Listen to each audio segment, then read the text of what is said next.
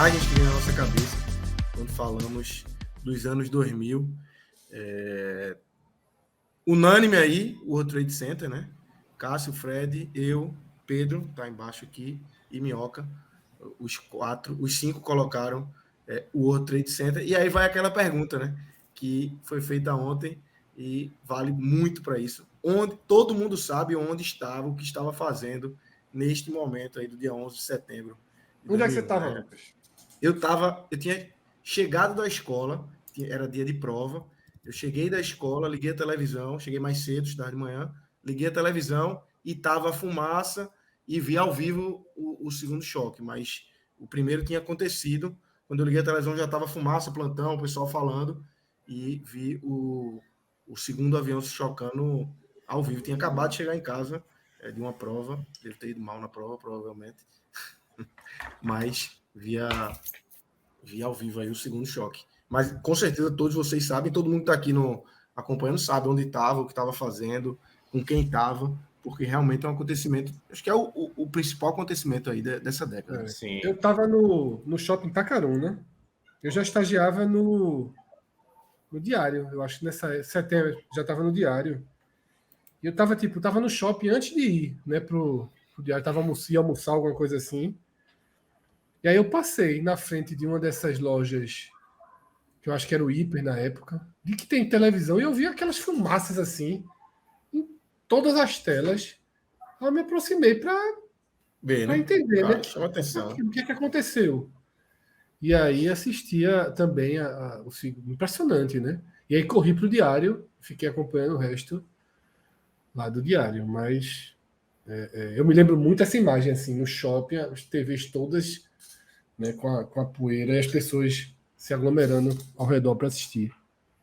Eu tenho a sensação de que eu fui um dos últimos a ficar sabendo, assim, porque eu estudava de tarde nessa época e tava, na vida mansa, retada do colégio, né? E eu acordava às 9 para jogar L-Foot. Minha vida se resumia de manhã. Não sou do L-Foot, mas até agora minha história é básica de Pedro. Oi? Até agora minha história é básica de Pedro. Não, Pedro, Cássio e Minhoca são quase uma pessoa só. E aí, velho, eu estudava de manhã, vou já contar a minha história. Eu tinha a minha rotina bem definida. Eu acordava às 9, ia direto jogar L-Foot, e aí jogava até às 11h30, porque às 11h30 começava... L-Foot 98 ou L-Foot da tela preta? 98 dá para jogar até hoje. E aí, às 11h30, começava no Campo do 4, que eu até falei dele ontem, que era um programa local de esportes. E aí eu parava o L-Foot para assistir no Campo do 4, e aí já era hora de começar a almoçar para se arrumar para o colégio. E aí liguei a televisão no Campo do 4, obviamente no canal 4. A televisão estava no 11, eu fui passando para baixo, e aí fui passando bem rápido assim, né? E me chamou a atenção que todos os canais estavam passando a mesma cena. E foi aí que eu descobri, já era 11h30 da manhã, já enfim. Provavelmente não teve Campo do 4 nesse dia, né? Não teve nada nesse dia. Né? Inclusive o 4 também estava passando a mesma imagem, que não tinha... Lógico, o 4 era o SBT. Eu não lembro se era Record ainda ou se já tinha mudado para SBT, mas enfim, obviamente estava passando. No meu caso, cara, eu estudava pela manhã e eu estudava no colégio da Polícia Militar daqui, né? E em cada sala de aula tinha uma TV do ensino médio, né? Primeiro, segundo e terceiro ano, se eu não me engano. Ou era só terceiro ano, uma coisa assim. E tinha uma TV mais para conta, assim, caso algum professor quisesse passar um vídeo, tinha um videocassete e tal, ou era um DVD, nem lembro. E aí veio um cara, foi na hora do recreio, foi entre uma aula e outra, né? As duas aulas do final da manhã. E aí o cara falou assim: ei, jogaram um avião lá num prédio lá dos Estados Unidos. E aí todo mundo correu para ligar a TV e tal, para ver. E na hora ia começar uma aula. E aí, acho que era a professora de biologia, assim, dizendo: não, desliga isso é besteira. Puta que o maior atentado do mundo acontecendo. E ela dizendo: isso é besteira. Foi um acidente. Besteirinha. No meu caso, mas ela falou, claro, aqui, ela não tinha noção do que era um atentado, né? Ninguém sabia na época que era um atentado. Total. E aí, depois que a gente foi descobrir de fato que tinha sido. Fala, mestre. Aqui, só uma ressalva aqui, eu vi 2 mensagens de Mariana, se vocês falaram também que eu fui lesado no Diário. Eu fui lesado lá no bolão do Diário. Fred contou a história aí. E de Rafael dizendo que eu meti o Ctrl-V de novo na lista.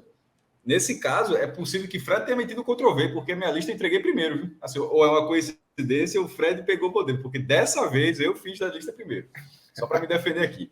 E no meu caso, que estava muito parecido com o de Pedro, mas quando eu acordei, meu pai me acordou. Disse, meu irmão, venha ver isso, que a história está acontecendo agora.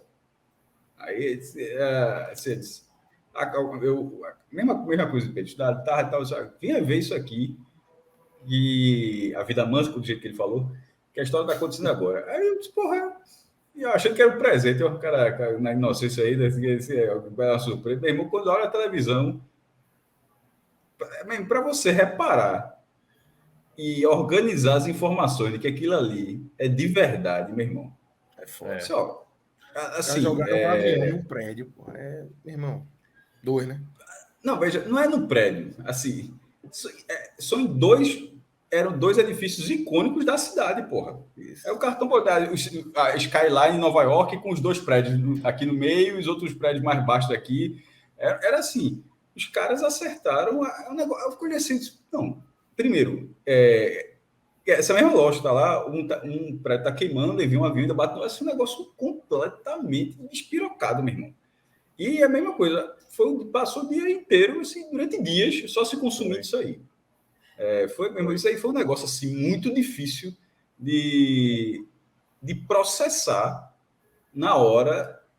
Claro que era verdade, mas eu estou dizendo no sentido de você dizer, não, meu irmão, não é possível que fizeram um negócio desse, não, porra.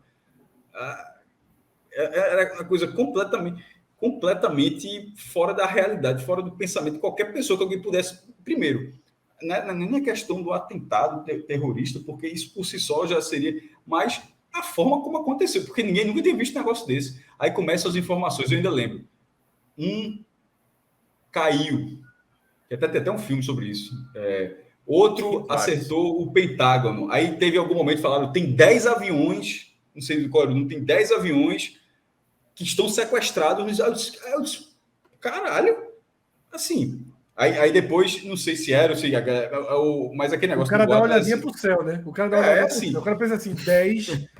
Derrubaram 4, tem mais 10. Não chega, não. O cara olha assim, 10, porque o número que eu me recordo, mas eu não sei se o número era 10, não, podia ser mais, enfim. Mas aí, no final, nem. Porque se o cara diz tem 35 pelo mundo, o cara tem medo de chegar em Olinda, mas 10 não chega, não. Mas ao mesmo tempo você olha, esse meu irmão é muito avião, velho. Enfim, esse dia foi completamente. Aliás, esse não é esse dia, é essa época, porque esse dia demorou muito a passar. Uhum. Eu lembro demais de imagens das pessoas saltando ainda com o prédio ainda, né? Total. Assim, era imagem muito pesada e, claro... Imagens de baixo da correria na rua, do pessoal fugindo. E na hora que tem o desabamento do primeiro e você vê imagens, assim, de, sabe, toda a poeira, o concreto invadindo as ruas, assim, parecia, de fato, aquilo que a gente via muito no cinema americano, né? Só que era real, velho. Era todo mundo acompanhando uma situação de calamidade do que acontecia ali naquele momento. Então... eu considero talvez a grande imagem da década. Todos os prédios do lado do World Trade Center são enormes. Todos, assim. É porque esses 2 eram tão altos assim que você faz pensar que os outros, assim, é difícil caixão. Mas todos os outros prédios eram enormes. Então, assim, na hora que tem, porque quando eles caem, eles levam alguns prédios do lado, né? Assim, aquela área toda foi completamente isolada, né? Naquele momento. Acabou tudo ali. Então, a destruição foi muito grande, porra. Foi. E você vê a dimensão do prédio, a asa aberta dele cabe todinho dentro do prédio. Para você olhar, porque você olha assim um quadrado, você não tem mais ou menos a noção do tamanho disso aí. Mas um avião, uma ponta a outra do avião, cabe nesse edifício. E aí, Minhoca fala que, sem dúvida, essa é a imagem da década. Eu acho que se quando terminasse o álbum da Copa, a gente fizesse uma votação da imagem da nossa geração, era essa. Eu acho que a imagem mais importante das nossas... do que a gente viveu é essa. Da nossa geração é essa. Isso. Acho que tiveram outras unanimidades de imagens. Mas eu acho que é assim, sem muita dúvida, viu? Sem muita dúvida. Porque assim, a gente não pegou Segunda Guerra, não pegou Primeira Guerra, né? Esses momentos também que a humanidade atravessou. Isso foi o que a gente viveu de maneira mais impactante. Como tem como mais, mesmo, e tem como o Fred tá mais, falando, tem mais. Isso a imagem. gente viu ao vivo, velho. Isso viu, a Não, gente mas viu outra, ao é vivo. imagem. Não tentar até medir as palavras para não falar uma grande bobagem aqui. É o impacto da imagem. Mas, por exemplo, a pandemia é algo muito maior, certo? A pandemia é algo muito maior. A quantidade de pessoas vitimadas pela pandemia, a forma como o mundo ficou, enfim. Mas o símbolo do capitalismo sendo aniquilado dessa forma, ao vivo, veja só, ao vivo. Meu irmão, não, corta. Não, meu irmão. O negócio tá as pessoas assistirem o capitalismo ali levar um impacto desse tamanho. E resultou em guerras depois disso, inúmeros acordos, desacordos, assim, política e economicamente assim, foi um divisor de águas. Mas, então, e eu concordo com uma imagem forte, mas a pandemia, eu acho que já é algo que na nossa era já é maior. Talvez. É maior, um- é maior. Veja só, se o Brasil, para o Brasil deveria ser, morreram 700 mil pessoas no Brasil. Isso. Cara, eu entendo, Cássio, essa tua lógica, Mas mas é porque veja só que eu acho eu não tirei a imagem, não. Eu estou falando do que é maior. Isso. Assim, um negócio sim, assim sim, não, claro. Assim, eu claro, fiquei uma doido, pandemia... É um grande sem sair de um debate. sítio. É um grande Isso é debate. Eu fiquei É um 2 grande anos sem debate. sair de um sítio, assim, para dar. É um grande 2 debate. anos enclausurado. Só para dizer assim, a vida das pessoas, as pessoas mudaram. A vida mudou e as pessoas mudaram. Então, assim, são duas coisas enormes, mas só assim, como imagem, eu concordo. Como fato, já não sei se é. Eu acho que É um grande pandemia, debate. É um a grande pandemia debate. acho que já tem muita força nisso. É um grande debate. Eu pois concordo. é. Eu acho Porque que a imagem é muito mais... representativa. Eu concordo muito com essa ideia da imagem por conta, claro, né? Isso. A gente viu, por exemplo, a gente não estava nos hospitais na época da pandemia, embora a gente... Mas tem grandes imagens, né? Tem das grandes cidades imagens. vazias, o Mas Papa assim, sobe era no diferente. Vaticano, né? Era Tem diferente imagens porque, fortes, né? no caso do World Trade Center, né, do atentado, era todo mundo parado vendo na TV. Tanto é que quando o segundo avião bate, é estarrecedor. Você, assim, eu queria, assim, eu não vi o momento, assim, mas muita gente que estava acompanhando se desespera na hora, que é tipo assim, cara, o que é que está acontecendo? Parece que o mundo está acabando. A pandemia, ela dá um susto, e claro, todo mundo fica perdido naquele momento, mas ela não é algo tão, sabe, assim, uma pancada de primeira, assim, sabe, como aconteceu do atentado. Por isso que eu acho que, concordo com o Cássio, com a imagem, ela é mais impactante, ela gerou um medo mais rápido e uma A imagem, insegurança... sim. Até porque a pandemia, a gente, para escolher uma imagem, se a gente fosse escolher, talvez fosse o Papa rezando no Vaticano vazio. Tem muito, tem algumas, Ou né? aqueles caixões, né? Aqueles carros Mas com os caixões Rodrigo saindo lembrou da área. das imagens de Manaus. essa imagem é mais impactante do que essas. Essa do World Trade Center é mais impactante eu do que a da concordo. pandemia. É um debate histórico extremamente relevante para o álbum da Copa de 2026. É isso. Vamos para a segunda imagem aí. Tivemos mais 2 imagens com 3 votos aí. Sport 2008, campeão da Copa do Brasil. Cássio, como é que você... Se eu botei Bobô nos anos 80, eu ia colocar o Fred. esporte. É porque eu botei Bobô, porra, nos anos 80. Não ia Eu pensei em colocar meter bala em Durval. personagem, mas não meti, não. Não, pensei veja em só, a foto, a foto é a produção, a galera que colocou. Tipo, não era Durval, poderia ter sido bala, mas a foto tem que ser Durval com o troféu. Eu respeito demais. Não. A foto é Até como a questão do troféu é muito forte, vou até rápida observação para a galera saber como foi a escolha da capa do livro de 87. Tinham várias fotos. A foto acabou sendo aquela, aí no debate lá, eu, o André, o editor, o editor do livro, o editor-chefe da editora, não, esse aqui é melhor, esse aqui é mais comercial. Aí, no fim, eu acabei dizendo, veja só, nessa questão toda, o cara tá com um troféu, pô. Você vai discutir com um troféu? E o cara tá comemorando um gol. Ele tá comemorando um gol, pô, mas o cara tá subindo, o cara tá levantando troféu. Tu vai discutir o gol com pode troféu. ser de qualquer jogo, de qualquer campeonato, né? E o troféu, no caso, era a Taça das Bolinhas. Esse troféu é o troféu da Copa do Brasil, pô. Não é o troféu Casa do Atleta, não, meu irmão. É o troféu que o cara olha assim e diz, porra, a imagem é essa. A imagem, eu estou dizendo, sem ter escolhido essa imagem, mas para mim seria essa imagem, é o capitão do Sport levantando o troféu da Copa do Brasil. Eu escrevi pensando nessa imagem. Para mim foi exatamente. Assim, o que todo mundo esperava. Tipo, se não fosse importante, meu irmão, na hora que terminasse o jogo, foi campeão, o cara vai para casa. O cara não vai para casa, o cara espera o troféu ser erguido, pô. Claro. Porque você espera a concretização de tudo que aconteceu, meu irmão. Levante isso aí, que esse aí é nosso. E nesse caso, nesse dia, meu irmão, esse foi um dia do caralho. Só para dizer assim, que ele tá falando aqui da lembrança. Tá falando assim, esse foi um dia do caralho, pô. Eu cheguei em casa 8 horas da manhã do dia seguinte. Que pariu, assim. Cheguei em casa a gente já falou, a gente não tem. Aqui é uma rápida passagem, até porque durante a pandemia, a gente até fez os grandes jogos e tal, e a gente contou, se a galera for buscar lá no nosso arquivo, cada um conta como é que foi o seu dia. Eu contei que fui pro jogo em São Paulo e não vi o gol de Newton. Tem que repetir aqui essa história. Puta que pariu, velho. Eu lembro de Fred. Fred talvez não lembre, mas eu lembro de Fred. O cara fazia boxe. Do primeiro jogo, só um parênteses rápido do primeiro jogo, talvez Fred lembre, mas eu lembro até uma pequena coisa, eu achei massa, né? Você fazia as matérias, nem todo mundo lê suas matérias, nem dentro do jornal. O cara, o leitor reclama, ou então a matéria ficou massa, faltou aquilo, não sei o que e tal. E nesse dia, como a gente era Tarcísio Ferraz que estava lá em São Paulo, mas Tarcísio ia fazer a cobertura mais de vestiário, de palavras e tal, porque a matéria do jogo, pela questão de logística, naquele em 2008, a internet móvel era muito safada ainda para você colocar nos estádios, então não daria tempo dele fazer a matéria do jogo. Normalmente fazia quem estava na redação, né? Poderia ter sido ele, mas a tecnologia naquele momento era um problema. Então eu fiz isso. Aí, quando terminou a matéria, saiu o gol do Bala, a matéria do jogo de ida foi mais ou menos assim. O Sport perdia o título da Copa do Brasil até os 45 segundos do tempo. O 3-0 para o Corinthians, num campeonato onde tem o gol qualificado, era algo praticamente irreversível, blá, blá, blá, e vai continuando tal.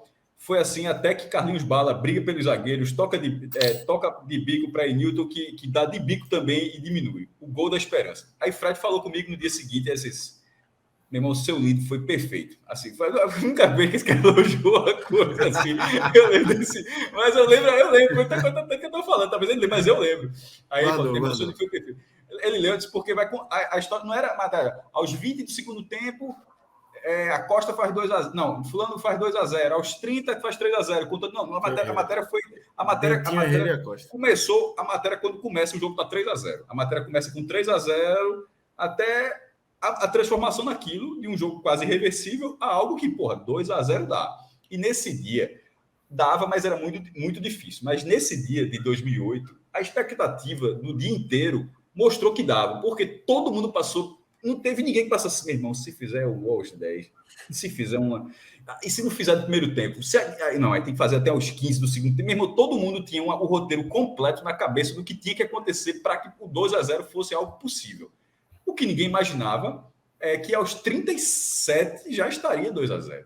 E de que aos 37 minutos, veja só, aos 45 do segundo tempo, em São Paulo, estava 3-0 para o Corinthians.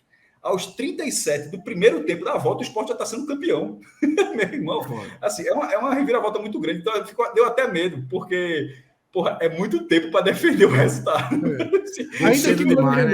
Ainda que Mano Menezes tinha dado uma entrevista, né? Aquilo ali foi para dizer que perderia todo jeito. Né? Exatamente. Perguntaram a ele a importância do gol em São Paulo. Ele falou, não, se ele tivesse chegado aqui, se eles precisassem de 3-0, eles tinham feito 3-0 do mesmo jeito. Acho que ele fez era totalmente diferente. Para tirar o peso dele, né? Era totalmente diferente. Totalmente diferente. Meu irmão, tanto é que quando faz do cara, todo mundo comemorou. E dessa noite aí, eu vi numa sala, quem estava torcendo, quem estava secando, porque secador tinha pra caralho, mas assisti lá na sala lá do jornal. Eu fiquei no jornal, porque a mesma lógica. A matéria do jogo não poderia ser escrita da Ilha, pela mesma lógica de São Paulo. Aí Roberto Aurélio falou, cara, você quer fazer a matéria do jogo? Quero. Você não vai... Você sabe que não vai dar para ir pro jogo. Eu olhei assim, ele disse, pensa um pouquinho. Aí eu pensei, eu disse, porra... E detalhe, eu podia fazer a matéria do vice, viu? Eu não sei se vai acontecer, não. Podia ser a matéria do vice. Aí eu pensei assim, eu disse, eu quero. Mas, ao mesmo tempo, a superstição me martelou, porque eu vi todos os jogos, meu irmão. Eu vi sozinho, por exemplo, o Sport Imperatriz. Aí, com o Brasiliense, a turma já começou a chegar. Não, ganhou, beleza.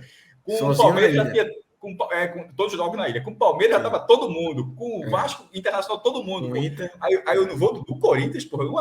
Eu não vou pra esse jogo. Eu pensei assim, porra, era uma ou outra. Aí eu disse, pô, eu queria bater a matéria. Eu disse, porra, logo nesse, a superstição me martelou muito. Mas enfim, deu tudo certo. Mas o que eu me lembro é o seguinte: Erandi, que era o diagramador, e Fred conhece muito bem, amigo nosso lá, só escutava no rádio, meu irmão.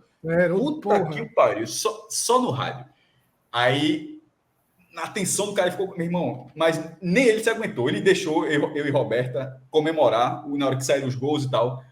E no apito final, aquela tensão, meu irmão. Cadê esse Alício, meu irmão? Alício, pelo amor de Deus, cadê a hora aí? Não sei o quê.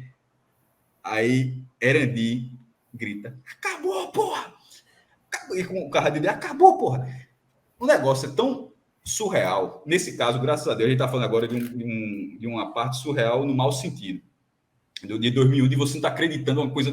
Nesse caso, ainda bem, era um surreal positivo. Diz, porra, aquilo está acontecendo mesmo. Era algo tão grandioso que estava acontecendo que quando Erandi comemorou, eu olhou assim para o outro e disse: espera a televisão aí. Ninguém acreditou. Assim, o negócio, não, veja só, tem que acabar aqui. Isso eu tô falando, 3 segundos, um olhou pro outro assim, disse, a gente não vibrou junto, não. A gente ficou parado lá, disse, um olhou pro outro assim, Roberto olhou para quem tá falando, era a nossa editora de esporte. Aí olhou pro outro assim, voltou a olhar para a televisão, deixa eu acabar aqui. Aí a Alice termina, aí mesmo. Aí, como o Lucas falou, aí o meu dia só acabou de manhã. Eu cheguei em casa 8 da manhã, enfim, não vou lembrar aqui, mas saí daí, demorou muito para sair da ilha, enfim, ficou um bar para outro bar. Eu terminei a minha noite no garagem.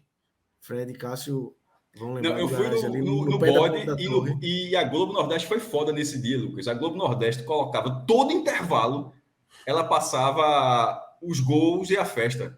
Só que eu vou fazer um resuminho. Não sei se vocês lembram disso, mas foi a madrugada inteira.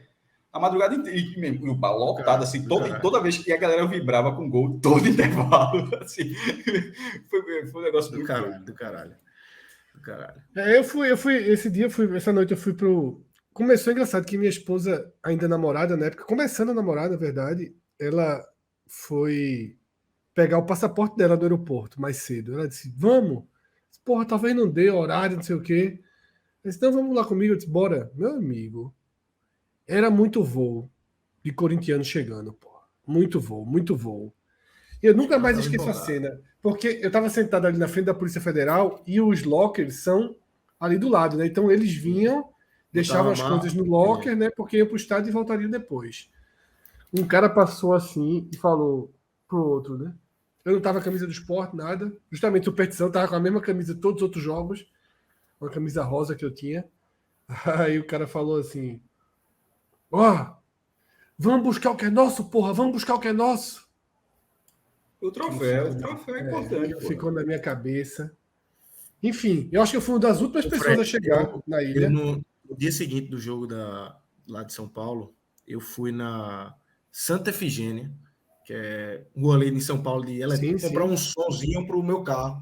Sim. E lotado de vendedor vendendo pôster de Corinthians campeão. E aí o pôster do Corinthians campeão, Corinthians foi campeão da Copa do Brasil, tá aqui o pôster, tá já o pôster do time pé filado lá no Morumbi e tal. Os caras estavam dando muito certo, assim, apesar do gol do título, ali de Newton.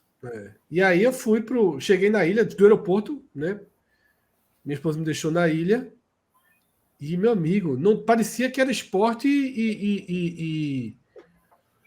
Sport Maguari, segunda rodada do ano que vem. Não tinha uma alma viva, pô. Isso era 9h20. Todo mundo já estava dentro do estádio. Né? Eu entrei assim, meu irmão, é Sport Maguari. Ninguém, velho, ninguém. Todo mundo dentro do estádio. E aí assisti o jogo, né? Fui pro jornal depois, né? Terminar de fazer o jornal, tudo. E só que aí eu vou fazer a introdução dos 2 temas, tá? Voltando para casa, tava voltando eu, Cássio, tem até essa famosa frase, né? Todo mundo entrou à esquerda e eu segui reto, né? Que eu digo... Porque eu ia deixar você contar essa história. E nem foi um como é que chama que a galera chamava na época, um volta para casa assim. Bicho, aí foi o auge da secura de um negócio que eu vou interligar os dois temas aqui. Ou eu entrava na comunidade do Campeonato Brasileiro do Orkut, ou eu morria. Eu tava seco, porra. Eu tava seco. Pra entrar ali na garganta Abrir dos um caras. tópicozinho lá, coisa e Porra! tal. E eram duas rivalidades. do Orkut. Era, do Campeonato Brasileiro do Orkut, porra. O Orkut era muito nervoso. Eram duas rivalidades Que é alucinantes. o próximo tópico. O Orkut é o próximo tópico. Exatamente, pô. Eu tô fazendo Já tá abrindo. Eram Não, dois. inclusive, mas era muito por causa dos próprios torcedores do esporte. A galera chata hoje, assim, era chata na época também. A chata 10 O a 20 esporte era anos. odiado. Era uma comunidade do caralho, alto nível e tal. Meu irmão, Mas existia. Tu lembra do tópico clássico? Esporte Sim. formando o time para ser campeão? Isso. E foi o primeiro, tá todo mundo comentando essa noite. Não, isso é de 2007, era para ser campeão em 2007. Aí um filho da puta foi lá, quando ganhou, disse, era o chamado app, né? Que era você deixar a mensagem e o tópico sobe. Aí o cara disse, eu não disse? E aí, meu amigo, a gente foi para cima. Tinha duas torcidas que era de uma rivalidade assim, alucinante com a do Sport no Orkut. Goiás e Atlético Mineiro. Meu irmão. Goiás é o clássico dos banheiros, né? O clássico do banheiro. Eram duas torcidas. Atlético Mineiro, que não tinha resgatado ainda a Libertadores porra nenhuma, não. Tava numa fila do cacete. Né? Então era Botafogo também, né? Os de sempre, né? Os alvos do esporte. Botafogo, Goiás e Atlético Mineiro. Que era a disputa ali do G12, é G12, não é? O Atlético Paranaense. Meu irmão, era a mesma confusão. Atlético é menino ainda. Menino, meu amigo. Campeão brasileiro já, né? Mas menino. Mas tipo. Mas menino, perto do que é hoje, era menino, pô. Perto do que é hoje, né? Hoje tá macaco velho. Foi muita confusão com os caras do Atlético Mineiro. Puta que o pariu. Rony, pô. Era Rony. Rony era o principal. O cara tinha dossiê, porra, pra colar. Todo mundo tinha dossiê, né? Mas ele era muito organizado. Ele era muito organizado. Então, abrindo já esse tópico aí, né? Deixando aí o para virar madrugada no Orkut. Cássio, Fred e Minhoca colocaram aí as redes sociais. Eu não coloquei o Orkut, Facebook. Não. Isso era redes sociais e tecnologia. Isso, todo mundo colocou. Não, mas tá redes sociais. Aí você vê que tem Orkut, Facebook, MSN. Tecnologia da forma geral, smartphone, por quê? O de 99, eu tive contato com a internet na década de 90. Tinha uma coisa chamada BBS, a rede bem... A faz a menor ideia do que seja isso aí, que era um negócio de dados, era tudo muito lento, era troca de mensagem assim, mas era mínimo. Aí depois tem o UOL, que a gente já falou aqui algumas vezes, que era o UOL dava um CD que você dava 30 horas, que foi em 98, esse eu considero o meu verdadeiro primeiro contato com a internet, e veio um Mirk, que é 99, 2000.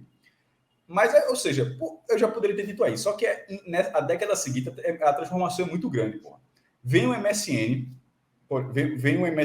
em 2002, que é uma forma de comunicação que dura quase a década inteira. Ela dura quase a década inteira. O Orkut como rede social, que era um negócio assim, completamente aglutinador de gente. Essa rede de negócio, tipo, a gente, do Campeonato Brasileiro era 50 mil pessoas. Tudo bem que hoje a escala é muito maior. Mas, pô, você coloca 50 mil pessoas parecidas com você nos gostos para debater, era um negócio muito incomum, tá ligado? Então era muito. O Facebook tá ali de passageiro. O Facebook, por exemplo, para mim, eu demorei muito a entrar no Facebook. Eu vi as pessoas saindo das redes sociais, eu ficando sozinho lá. Eu demorei muito a entrar no Facebook. O próprio YouTube chega, acho que é 2004, 2005, você já tem acesso. Vocês ainda entram no Facebook? Alguém ainda tem o hábito de entrar no Facebook? Eu compartilho todos os posts lá, dá muita audiência. Não. Tem que colocar, não, veja só, tem milhares e milhares de pessoas lá. Milhares. Você tem uma justificativa plausível, realmente dá muito. Mas isso faz com que eu entre todos os dias. Isso faz com que eu entre todos os dias, que seja normal. Mas para uma página pessoal, eu não entro, poucas pessoas que eu conheço entram assim para. Na verdade, minha mãe entra. Para dizer que não entra, para dizer que eu não entro, Lucas, eu aparece aquela coisa neste dia, que é exatamente lembrando que eu fiz dia 17 de novembro. Mas isso vai parar em algum momento, porque como você não faz hoje mais, daqui a 10 anos não vai ter o neste dia, porque você não consegue alimentar mais nada, né? Exatamente. Agora, Lucas, só que eu estava falando negócio das redes sociais, de ser tudo junto, de você estar tudo junto. Porra, foi todo mundo, imagino eu, assim, pelo menos para mim, eu acho que as três marcações, eu, Fred e Thiago, eu acho que deve ser uma relação de conhecer muita gente dessa forma, de aprofundar amizades, de criar relacionamentos, de encurtar distâncias, assim. fez parte da minha vida de uma forma muito grande, tá ligado? Assim, de pessoas que Devo tudo. Não, é sério mesmo. Até hoje, mas assim, até hoje até hoje não conta. Até hoje todo mundo tem. Hoje é o contrário. O cara que não tá em nenhuma rede social, você até desconfia. Como assim? Esse cara não existe, é um fantasma? Assim, o cara não tá em nada. Não tô dizendo que o cara não tem WhatsApp, o cara não tem, o cara tem nada. Assim, é muito difícil. Mas ali era um nicho. O normal era as pessoas não terem. Não precisa ter um MSN, não. Aí vai aumentando. Muita gente passa a ter. Passa o tempo e chega um momento onde você, quando conhecia uma pessoa, você não pegava o telefone, não, porra. Era o e-mailzinho. Você pegava o MSN, bicho. Você pegava o MSN. @hotmail. E outra, e quando a pessoa não queria dar MSN, ela dava, me procura no Orkut, era quase um fora, assim, porque não tem coisa, marcar no Orkut, assim. Então, o telefone foi ficando para trás há muito tempo. Então, essa transformação do avanço da tecnologia e a transformação da sociedade, pelo menos a sociedade que tinha seus 20 anos naquela época, assim como deve estar tendo uma transformação, porque a galera tem 20 anos hoje, cada geração tem a sua transformação, mas a minha foi muito grande a diferença do final da década de 99 para esse início com todas essas redes aí. Minhoca, você botou isso e botou também o iPhone ali, né? A chegada do iPhone. É porque, como o próprio Cássio mencionou, né? Ele colocou tecnologia, porque acho que essa é a década que tem a grande mudança da relação das pessoas com o mundo mesmo, né? Então, você imagina hoje acontecer, por exemplo, a gente fazer uma live como a gente fez lá no H Eleições, né? De fazer uma cobertura de apuração de primeiro turno e segundo turno, a gente comentando aqui em locais diferentes, ao mesmo tempo com toda uma audiência acompanhando e comentando aqui. Isso, você imaginar, o primeiro passo acontece aí nos anos 2000, porque as redes sociais, ela começa a ter um papel muito importante nessa assim, antes o mundo, o Fred chegou a mencionar, acho que nos anos 80, né? Era uma TV dentro de casa e a família ou os amigos mais próximos acompanhando aquela programação, a novela, o jogo, o jornal, entendeu? E a partir do momento dos anos 2000, a TV ela fica mais de lado, embora a TV ainda tenha um certo peso, mas as redes sociais ela começa a ter uma afinidade. Então, se eu gosto de acordar mais tarde, tinha uma comunidade no Orkut, eu detesto acordar cedo. E tinham várias pessoas que se identificavam. Então, passou as coisas serem mais nichadas. Então, bandas que não tinham tanto alcance, um grupo de pessoas que era mais fã acabou se juntando e, né, comprando a ideia daquela banda. Então, acho que as redes sociais foi isso. E o outro momento que eu até coloco, além das redes sociais, que não é bem a rede... Ela começa a organizar os nichos mesmo, Minhoca. É importante. Você falou algo interessante, porque a gente fala muito de comunicação e tal, mas o Orkut é impressionante como ele organizou nichos, né? De uma forma pouco vista até hoje, assim. Exatamente. Uma lacuna, assim, depois. Ficou uma lacuna. Isso. E aí eu acho que veio um outro momento que é o do YouTube, né? Que aí é como se fosse a nova TV da nova geração, né? O que a gente está fazendo hoje aqui é um programa, que seria um programa... mas eu acho que essa revolução, ela é um pouco da década... O Velox ajudou, a internet Velox ajudou. Quando foi ali, era... Porque no começo era discado, aí era 56 kbps no máximo, aí pula para 128 e tem de 256. Isso ajudou. Sem isso, o cara não conseguia nem abrir o YouTube. Não. Mas eu entendo estar falando, Cássio, a ideia da velocidade da internet, mas eu acho que isso seria uma coisa do processo, entendeu? O que eu falo do YouTube antigamente, para você acompanhar algo, você tinha que ver ali, naquela programação. Isso. A TV que dizia para você vai ver nesse horário, você vai ter que acompanhar. E o YouTube, mesmo que inicialmente, por exemplo, um dos vídeos que eu acho que mais gerou o primeiro momento aqui no Brasil foi aquele vídeo do pessoal lá de Brasília, né? Dos melhores do mundo, Joseph Klimber e tal. Foi uma das primeiras febres do YouTube brasileiro. E depois se tornou, de fato, um canal de TV. Então, todo o material que aí, obviamente, a internet já disponibilizava de conteúdo, você tinha no YouTube esse espaço. O Rafinha Bastos até disse, né, que ele tinha a página do Rafinha, ele tinha que upar o vídeo, colocar para a pessoa se quisesse baixar, e era desse jeito. O YouTube, e mesmo com a internet ainda ruim na época, ele era uma TV, e quando teve a melhoria da internet, a gente conseguiu transformar ele também, né, obviamente, numa rede social muito, muito importante. Aí depois veio o Facebook também ali no mesmo período. Eu vou fechar a minha aqui com essa imagem. É uma imagem que, para mim, eu sou muito fã de Ronaldo. A gente vai falar muito de Ronaldo, vai entrar em 2002, 2006 também. Mas essa é a imagem de Ronaldo, uma lesão dele. Rodrigo tem até a data. Quando eu botei sugeri essa imagem, ele disse a data na lata. Assim, disse, deve ser teu aniversário. Porque para o cara lembrar assim, ele é outro cara que também é muito fã de Ronaldo. Se não me engano, é 13 de abril, ele falou. E essa é aquela lesão de Ronaldo antes da Copa, né, de 2002. Essa lesão é em 2000, né? E é uma lesão, é uma imagem, para mim, foi muito forte na época. Veio 12 de abril de 2000, a lesão, o Rodrigo está dizendo aqui. Vê o joelho dele, a foto até mostra aí, mas o vídeo é muito forte, realmente, assim. O Ronaldo já vinha de lesão e tal, tinha já algumas lesões, mas essa é a lesão que o joelho, a rótula ali sai do lugar, fica muito claro, né? Sobe uma bola. E a cara, assim, né? dele, o semblante dele de dor. Desespero. Olha o semblante dele aí nessa imagem. Exatamente nessa foto, por sinal, uma fotaça, né? Uma foto assim, o cara conseguir pegar esse momento com o joelho fora do lugar, a imagem de dor dele. Então, para mim, foi muito forte quando fala de Ronaldo.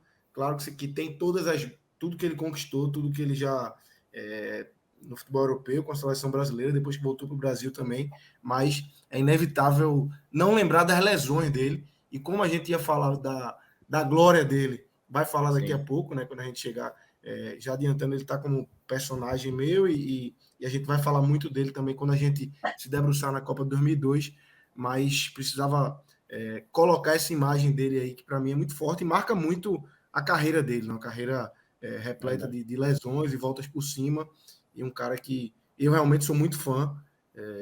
Para mim, inclusive, falar até baixo aqui para não incomodar a galera, mas Ronaldo é melhor do que Romário.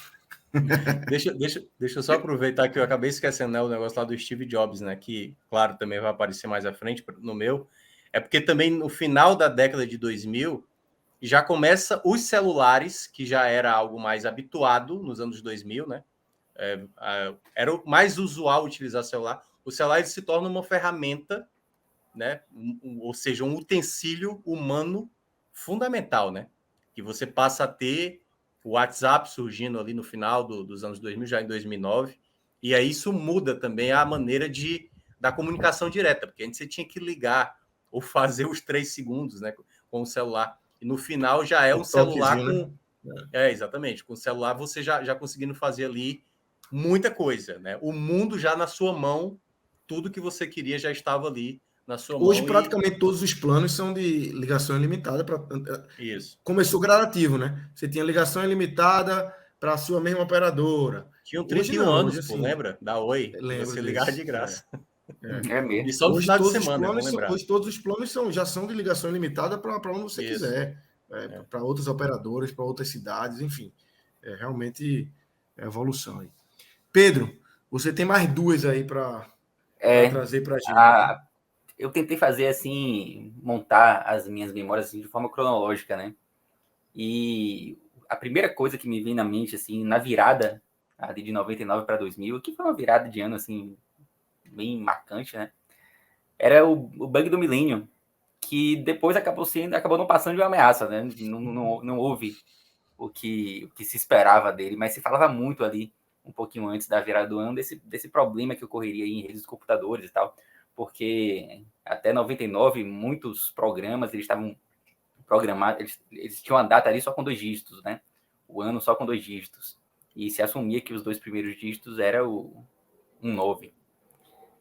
E havia um risco, uma possibilidade de um problema gigante em vários sistemas um pouco mais antigos, que mexeria com a vida de muita gente. Por exemplo, o boleto bancário ia ser emitido com 100 anos de atraso, juros negativos, enfim, voos que poderiam ficar com o horário errado. E havia esse risco, né? Se falava muito disso ali um pouco antes da virada, mas depois acho que o impacto foi mínimo. Eu não me lembro assim de nenhum problema que a gente tenha passado por conta disso, né? Mas eu lembro que foi muito marcante, assim, no momento da virada do século. Na verdade, não é nem a virada do século, né? Porque o século só muda em 2001, mas a virada é de 99 para 2000. A mensagem aí de Olha Anderson, essa né? história aí de Anderson, velho. Além do bug do milênio, tinha o fim do mundo. Minha tia Também. comprou uma geladeira achando que o mundo ia acabar, ela não ia precisar pagar. Deu ruim para ela. Aí Tá é pagando foda. até hoje. Meu amigo, velho. O E a Brasil é foda. minha terceira memória, né? Passando em 2000 a gente já falou, mas 2002 a gente já falou, mas a Fonte Nova, ela mescla para mim um acontecimento que todo mundo soube que ocorreu, com também a experiência pessoal. Eu estava na Fonte Nova no dia que a Fonte Nova caiu. A Fonte Nova estava absurdamente lotada assim, nesse dia. Era um Bahia e Vila Nova, o jogo que marcaria a subida do Bahia da Série C para a Série B, um dos piores momentos da história do Bahia. Vocês citaram aí um dos melhores momentos da história do esporte, e o Bahia vivia uma década terrível. Foi até bom ter cortado a parte do futebol local aí, porque ia ser só tragédia para o Bahia. Mas esse jogo específico, ele acabou ficando marcado muito mais por conta do acidente do que pelo aspecto esportivo, né? E nesse dia, na Fonte Nova, tinham 60.007 pessoas. O público oficial desse jogo é 60.007.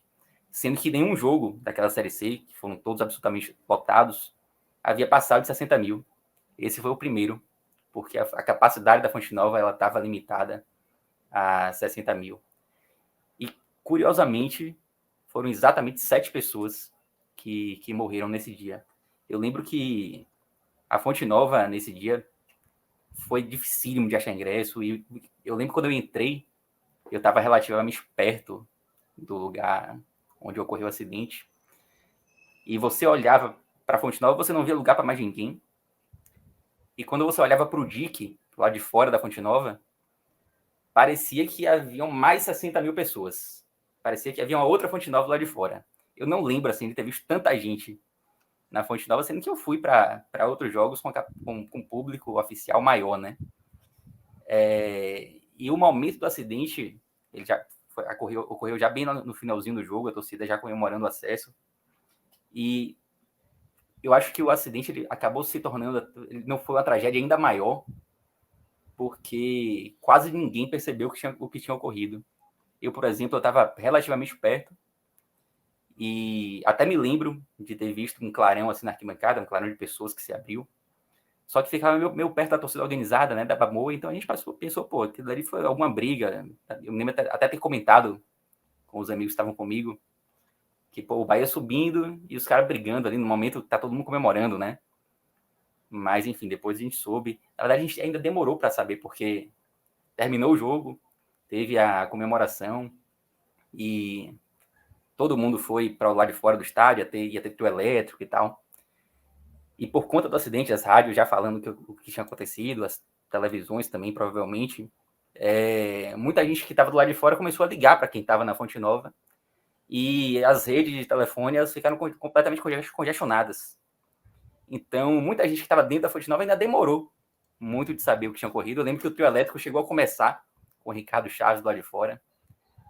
E só, acho que meia hora depois, assim, que primeiro um tio meu conseguiu me ligar e depois minha mãe, desesperada, né? Falando para que eu saísse da Fonte Nova, porque a Fonte Nova estava caindo e tal. E eu olhava para a Fonte Nova. O elétrico seguiu tocando? Enquanto ele não sabia. Enquanto ele não tinha conhecimento do que tinha ocorrido, ele continuou tocando, mas tocou assim, umas 3 músicas, 4. Aí depois a notícia chegou.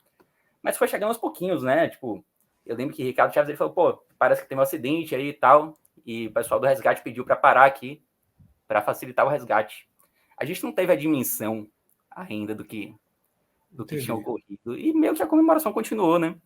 E é o que você falou, se tivesse tido, poderia ser uma tragédia em proporções ainda maiores, porque o corre-corre, né? Gente seria pisoteada.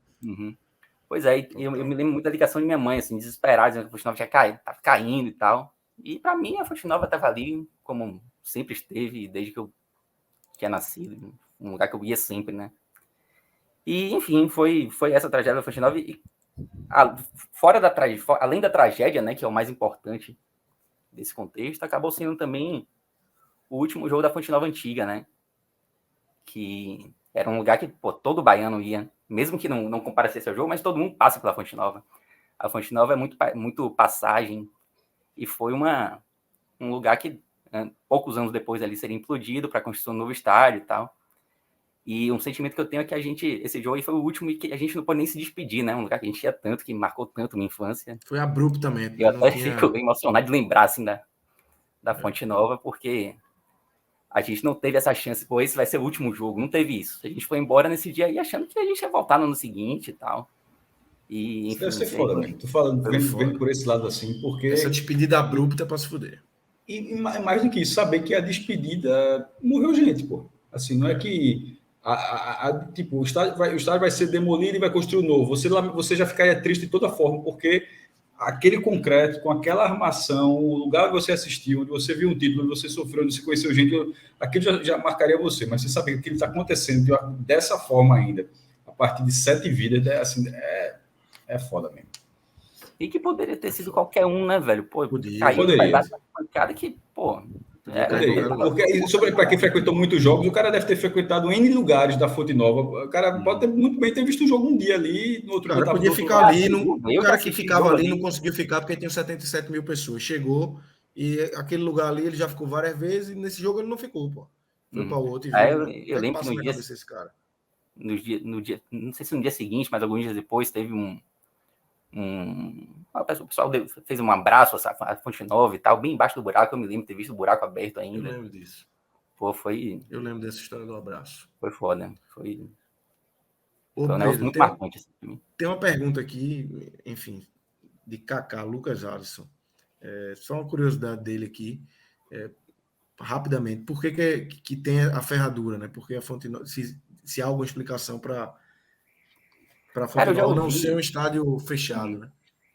Eu já ouvi uma explicação, Dick, né? eu não sei se é verdadeira, que por estar muito próximo ao Dick, que aquele solo ali não é muito propício para você ter construções tão pesadas, mas eu não sei se isso é verdade, não. Será que não é pelo visual mesmo, de ter um visual aberto ali para olhar, ser bonito assim, mais do que ser um solo, do que ser uma estrutura, aqui não é bom não, pode ser ruim fazer uma arquibancada, e ser simplesmente o visual, porque me parece tão óbvio isso. Não só visual, mas também é uma questão de ventilação, né? Você acaba tendo um estádio mais ventilado. O pessoal fala muito do Castelão, né? Que é todo fechado, que é muito quente. O Fonte Nova é um estádio ventilado, muito por conta da abertura. E foi mantido, né? Na nova Fonte Nova. E uma imagem também que me marcou muito foi a implosão da Fonte Nova, que aconteceu alguns anos depois, né? Eu não estava em Salvador, eu tinha viajado para São Paulo, porque iam ter 2 jogos do Bahia em São Paulo seguidos, assim. Aí eu falei, pô, vou pegar no feriado. Eu falei, pô, feriado bom para ir para São Paulo. E acabei perdendo a implosão da Fonte Nova, assim, mas é um negócio que eu queria ter visto, assim, de perto.